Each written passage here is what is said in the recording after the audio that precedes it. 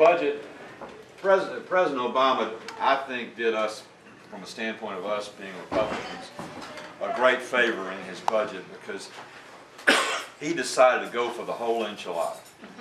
I mean, he did it. He has got it. He has included in his budget everything he campaigned on: cap and trade and global warming, centralizing the health system and running it out of Washington, D.C., raising taxes, and putting government in basically on the board of directors of every business in America.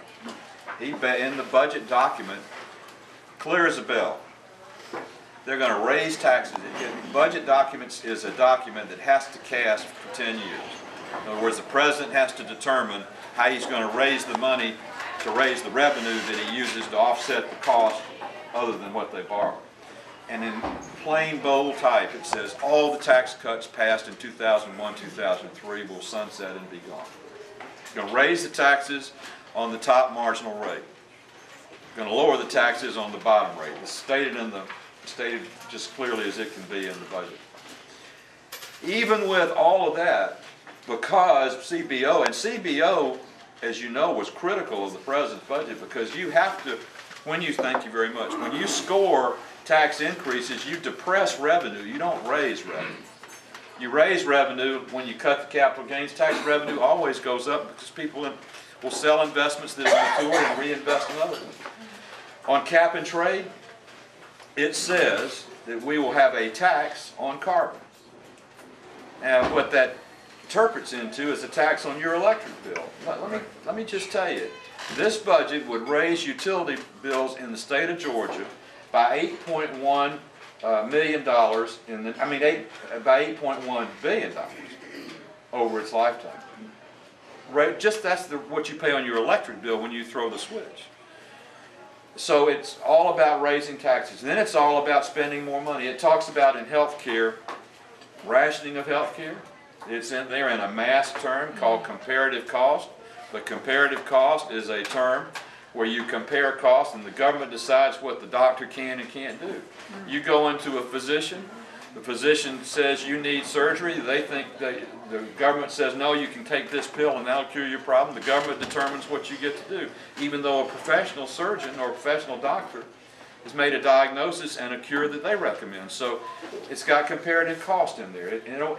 Nationalized health care, raising taxes, spending. Now talk about spending. The budget doubles the federal debt in 5 years and triples it in 10. Now I want to give you some good news and I want to give you some bad news.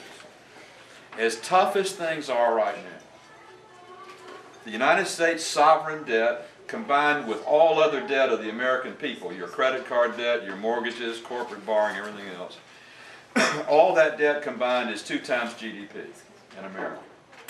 Ireland is 9 times GDP.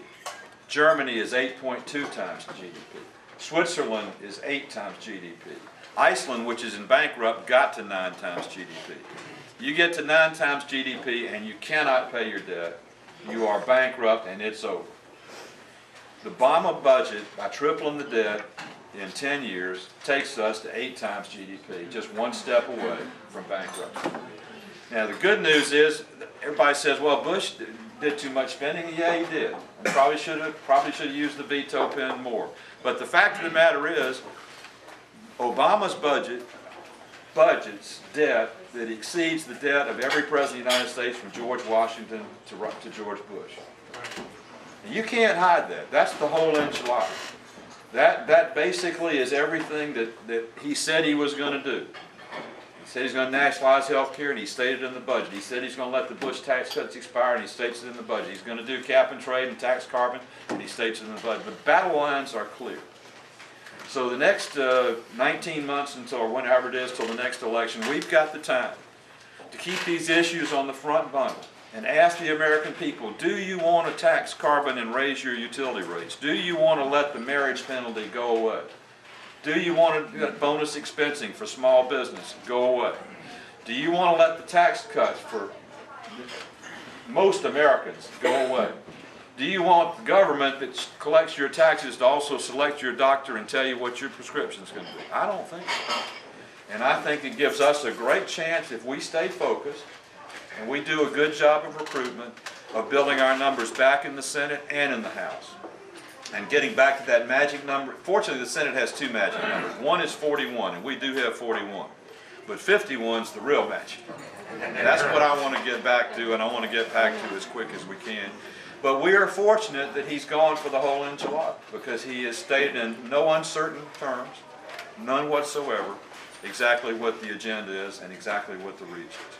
Now lastly, I know, how many Delta folks have we got? I want to thank you guys for getting me to work every day. I am so proud of Delta Airlines, and when I got to the Senate was when the crisis really hit, and the pension problem hit and everything hit, and I was delighted and honored to work with Jerry Grinstein to change the laws of this country to see to it that Delta stayed in business long enough to recover. And I tell you what, y'all have done a marvelous job, to the pilots and the crews and the baggage handlers and everybody else. We are very fortunate in this state that Delta had the leadership and has the leadership that it had and has during a very difficult time.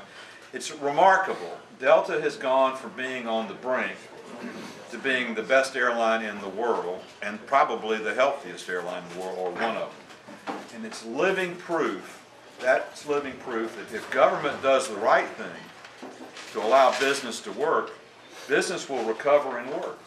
The reason I voted against giving General Motors and Chrysler $17 billion is that was putting off the inevitable.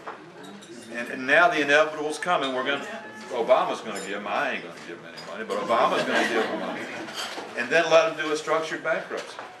Delta did basically a structured bankruptcy when they got into difficulty, and they came out. And there was shared sacrifice in that company, but it was shared by the employees and by the management, by the union that's there, and by the others. That's what we need in this country, is shared sacrifice. We don't need government intervention and government taking care of you from cradle to grave. Government should empower. It should not.